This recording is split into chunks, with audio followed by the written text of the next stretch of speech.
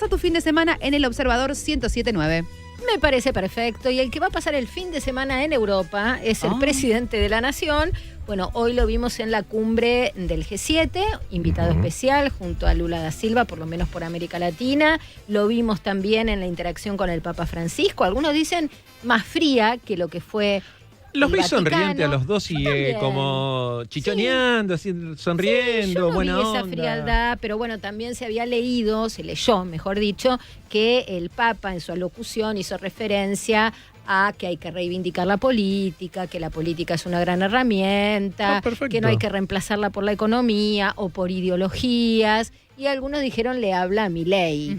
Quizás sí, quizás no solo a Milei. No sé, el que sabe a quién le hablaba el Papa es Marcelo Cantelmi, porque es periodista y jefe de política internacional del diario Clarín y es el que más sabe de todo. Bien. ¿Cómo estás, Marcelo?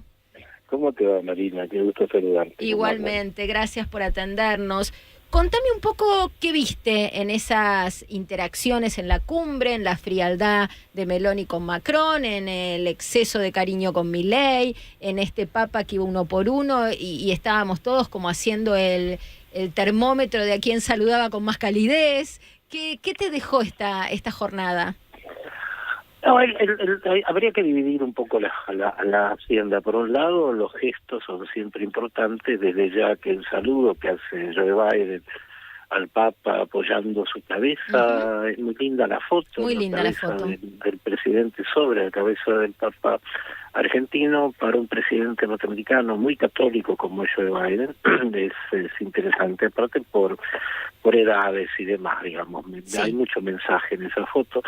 Luego sí tuvo un encuentro muy rápido con el presidente argentino en un día donde hubo muchas bilaterales con el Papa y después hay que señalar que es la primera vez que tenés un pontífice en una cumbre del G7, que tiene particular relevancia además por el significado de la situación mundial. Esta cumbre, Marina, se hace poquito día después de una anterior cumbre que se hizo en Normandía por el 80 aniversario del desembarco.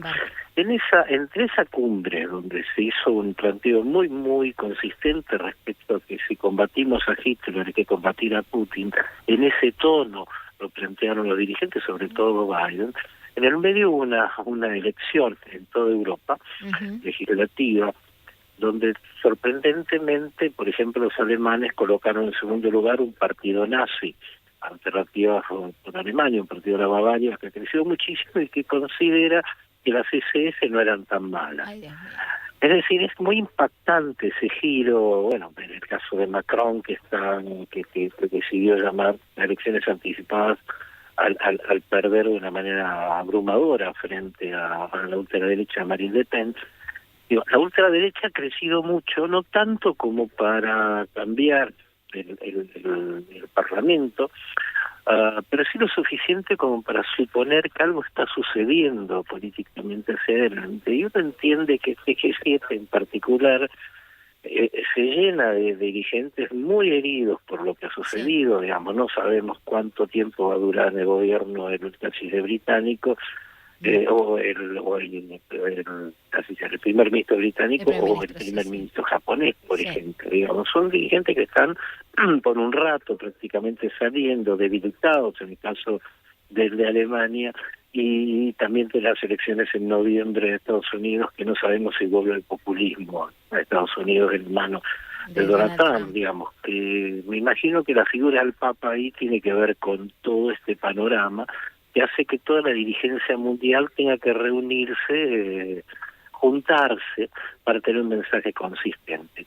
Tiene 32 páginas la declaración de G7. Es raro ver un documento tan extenso que plantea de todo, digamos, límites a Irán, límites a China, límites muy duros a Rusia con el tema de Ucrania. Incluso hasta le reclama a Venezuela un comportamiento limpio en las elecciones, cosa bastante improbable.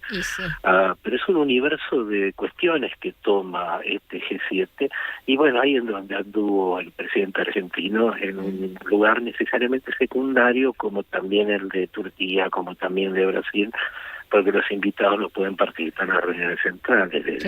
Claro. Y en lo que resta de la agenda europea del presidente, bueno, sé que va a ser un parate, que vuelve al país para los feriados y después se vuelve a ir, pero bueno, hay cierta expectativa con lo que pueda pasar con Scholz en Alemania, con el canciller, la bilateral con el canciller en Alemania, y bueno, después un poco de agenda propia en España y bueno, los no son formales, lo que parece que sí está confirmado es que va a ir a Suiza a la cumbre esta de fin de semana. Sí.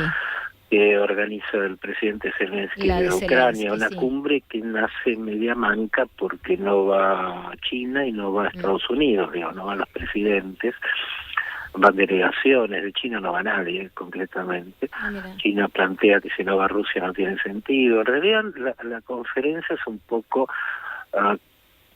complicada, digamos. Ahí Zelensky lo que está haciendo es una convocatoria para conseguir apoyo, punto.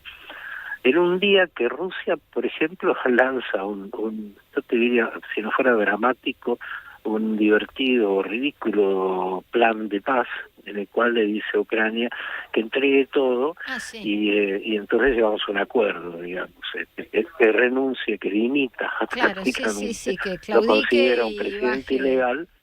Y plantea que todo lo tomado militarmente de ellos. Esa es la solución de este sátrapa para resolver la guerra, que por supuesto Ucrania lo rechazó, Estados Unidos también. Ucrania mismo le planteó que no es posible de ninguna manera aceptar semejante locura. Bueno, vamos a seguir el minuto a minuto de la estancia europea del presidente. Gracias, Marcelo, por tu amorosidad siempre y por tu claridad. No, por favor, Mariana. Muchas gracias. Beso enorme.